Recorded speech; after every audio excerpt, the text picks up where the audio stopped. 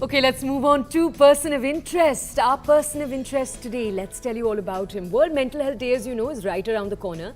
In the run-up, we thought we'd focus on Indians who are reshaping their own relationship with the M word. Before our next guest was writing books, he was crunching numbers in the corporate world.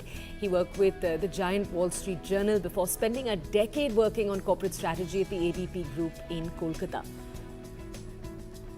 He then decided to build his own startup, but that's where the twist in the tale happens. Like many of us, COVID threw him a life curveball. So how did Aritra Sarkar deal with this uncertainty? By developing a mental health toolkit of sorts to deal with stress. And he's here to share that today with us. He's written a book about it. It's called Stress to Zest, published by Penguin. Let's bring him up on the program. Hi, good morning. Lovely to have you. You know, stress is something that we speak about so much on the Breakfast Club. So understanding or hoping to understand here on why did you decide to write about stress in the first place? And also it's a market that's flooded. There are so many books out there already on the subject. Yes, the whole book was triggered by my own personal experience of going through tremendous stress during the pandemic. I was personally in a long distance relationship and I couldn't meet my partner who was living in a different country for almost 2 years. That was one, and I was also cut off from my family and friends for a great portion of the year. Secondly, I was busy with raising funds for my startup, which I was running at that time, and I was finding it very difficult to do that during the pandemic and therefore facing a lot of stress financially. So these kind of things blew up in my life at the same time in a way that has never happened before. Now, as far as the book is concerned, one of the things I felt was the stress management books that are out there are really focused on helping you to cope with the problems of stress, particularly in the short term. So it could be short, a few months, maybe like at that time. And it does help you to get over that bump. But long term, the problems tend to resurface again. So I felt that if there was a book, if there was something which could give you a more permanent, lasting solution, which you could look at applying to your own self, and therefore it is something which will not bother you in the years to come, irrespective of what the circumstances are. That was my thought process. So, Aritra, your book essentially is a collection of different short stories, I think it's fair to say. And these short stories address different types of stress. But just break it down for us. If you had to share with our audiences the gist, the golden lesson that you have learned in the last few years on stress management, the thing that made you go, is pe book likhna hai, what would you say is the main takeaway? I will say that if you develop yourself overall as a person, then the stress sort of tends to fade away. In fact, all problems generally tend to become less prominent as you focus on working and growing yourself overall, holistically. That is my basic takeaway from this. It's not a book which is targeted, focused on specific areas, but it is a book which is focused on growing yourself as a human being, so that all these problems go into the sidelines as you sort of progress in life. Yeah. So, Aritra, for those who haven't read the book, can you share some pearls of wisdom with us on what is this toolkit really? Break it down. I think you have to understand that when you're going through a lot of problems, stress is obviously a manifestation of all these problems that are happening in life at the same time.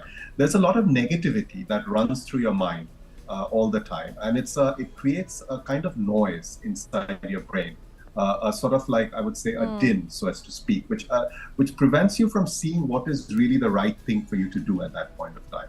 So I think the first step is to really try to find a moment of silence. And what I mean by silence is not just simply like, locking yourself in a quiet room, but try to find the silence within yourself so that you can actually then, see what's bothering you. And, then the solutions tend to manifest themselves organically, So finding that moment of silence, that spiritual silence, not really like physical silence necessarily, but spiritual silence, where the thoughts and feelings are completely sort of blurred and they fade away into the horizon, is what's very important. I think that's the first step.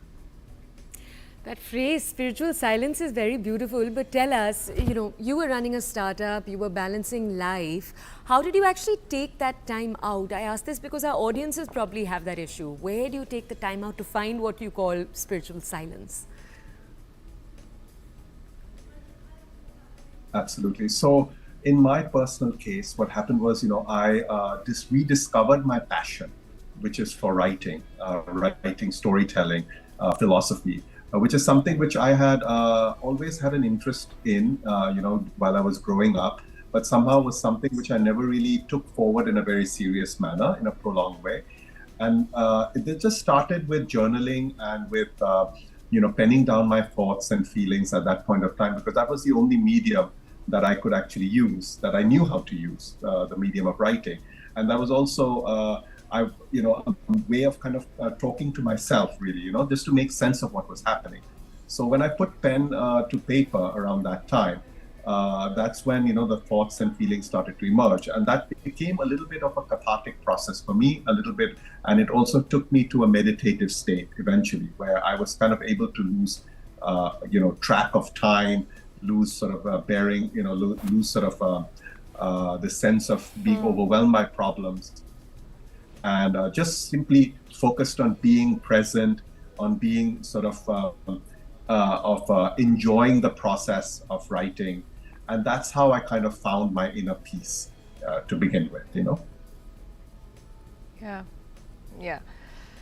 Okay, sounds really simple, but these are the hard things that really do make your mind switch from stress to zest. It's a good title there.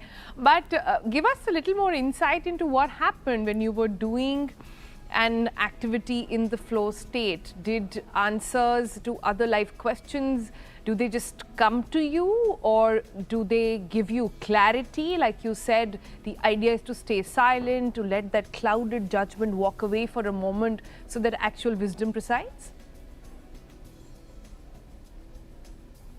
So it didn't really, I'm not going to come up to you and say that, all of a sudden new solutions came up to me overnight, because that wouldn't entirely be true. But what happened was that I saw the same problems with a different perspective, All of a sudden, I was seeing problems being overwhelming me, and thinking of, what will I do if my startup fails? What will I do if, I'm never able to see my partner again? What if this pandemic becomes far more insidious than what it is today? And these terrifying questions were no longer present, during and the minute these terrifying questions and these feelings go, even if the reality remains broadly the same, your experience, your entire level of satisfaction totally changes, and that is the important thing to realize, that the way your life satisfaction doesn't depend on the events. It depends on how you react to the events. So if you can change the way you view and react to those events, then everything changes, even if the events themselves don't change necessarily. Okay. Those are great words of advice. If we could ask you, Arithro, here on TBC, we often talk about mental health. And when it is that we talk about the idea of therapy, I just want to ask, on the entire issue of therapy, it feels like again and again the male demographic, the male segment, the older male segment in particular, isn't quite going to therapy. So would you suggest pursuing your passion almost as a way to get your own therapy yourself? It's relevant for everyone, but it is a bit challenging for males for one reason, I think, is that, men by and large, when, as they grow up, they're focused on outcomes, and particularly far more than women. And what I mean by outcomes is, that success in the career, the money, the material things, and men are conditioned to chase these external objects and markers of social recognition from the very point of, from the very moment that they're born.